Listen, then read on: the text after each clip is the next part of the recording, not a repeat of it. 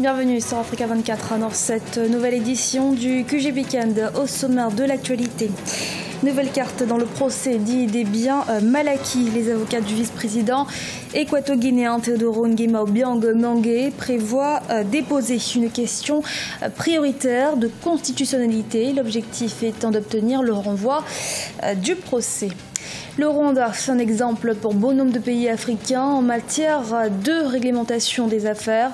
En marge de la 24e Assemblée générale d'Afreximbank à Kigali, le pays se présente comme un modèle à suivre et reproduire. Et fin ce vendredi de la 9e édition du Forum africain du carbone au Bénin, une plateforme pour lutter contre le changement climatique en Afrique. Le procès du vice-président de la Guinée équatoriale devant la justice française pour l'affaire dite des biens mal acquis connaît un nouveau rebondissement. La défense de Teodoro Nguema Obiang Mangué a annoncé qu'elle allait déposer une question prioritaire de constitutionnalité, une procédure qui permet de contester l'utilisation d'une loi devant le Conseil constitutionnel et qui pourrait permettre le renvoi du procès à une date ultérieure. On écoute à ce propos Sergio Essono Abesso Tomo, l'avocat de la défense.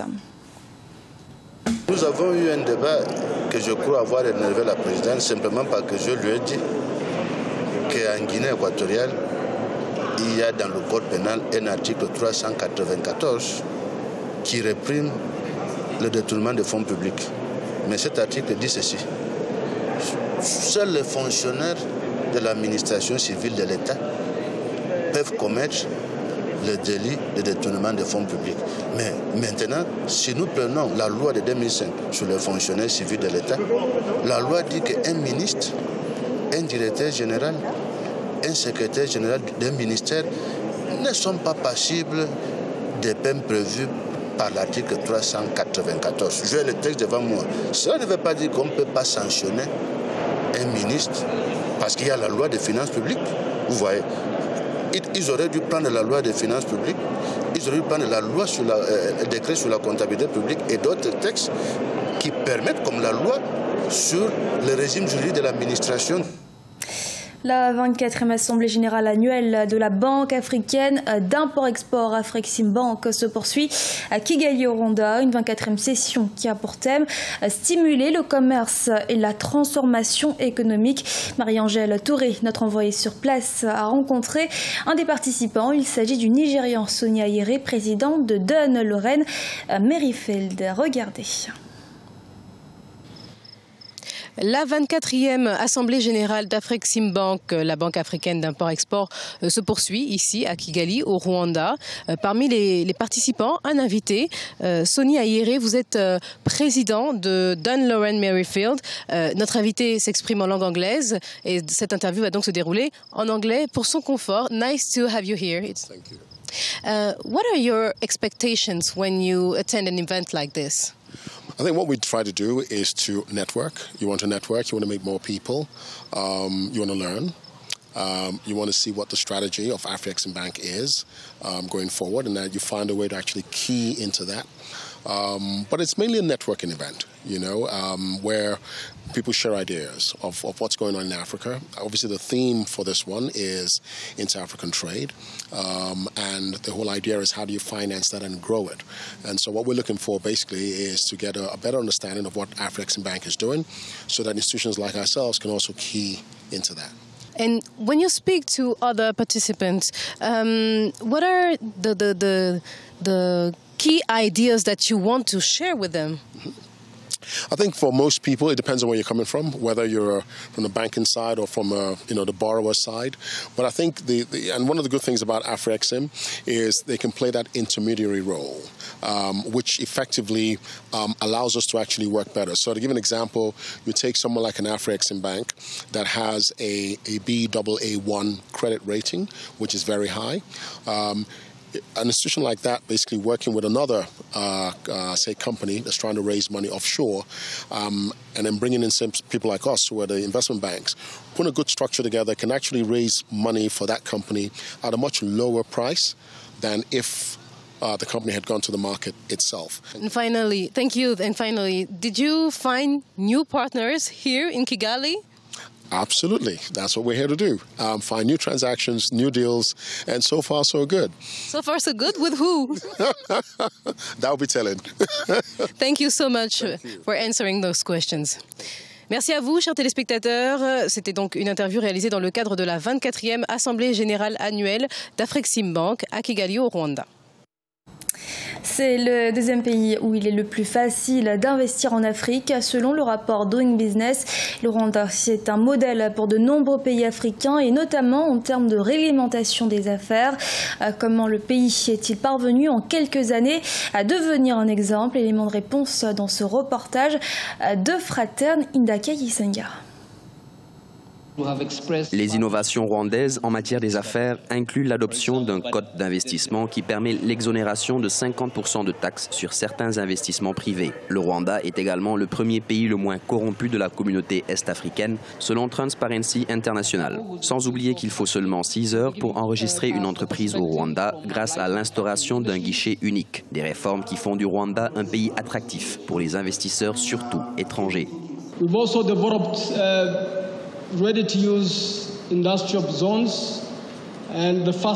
Nous avons développé une zone industrielle prête à l'exploitation qui est aussi la première zone économique de Kigali. Nous y avons installé toutes les infrastructures nécessaires pour usage industriel. La zone peut loger des petites industries agroalimentaires, les matériaux de construction, etc. Selon le gouvernement rwandais, l'une de ses plus grandes réussites est la sensibilisation de la population rwandaise à la culture d'épargne. D'après les chiffres de la Banque nationale rwandaise, de 2006 à 2011, les dépôts bancaires ont augmenté de 163,8%. Nous avons pu quand même contribuer à changer la mentalité des gens. Nous avons pu lever les fonds pour les entreprises qui veulent et l'État, pour l'infrastructure, pour les banques, les gens qui veulent l'argent sur le long terme, évidemment.